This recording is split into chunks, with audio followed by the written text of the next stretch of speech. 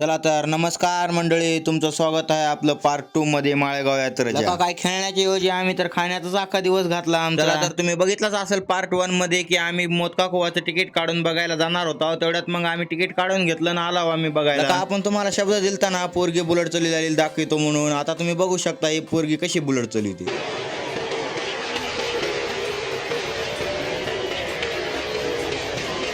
लका मला तर त्या पोरीनं बुलेट चाललेलं काय आवडलं नाही, पण ह्या भाऊची बुलेट चाललेली खतरनाक वाली होती. हा आपल्याला आवडली. बुलेटवर झोपला ती झोपला भाऊ आणि डायरेक्ट त्या गाडीच्या आरशाला धरून फिरला घर. आलेल्या सर्व पब्लिकला या भाऊची बुलेट चाललेली आवडली.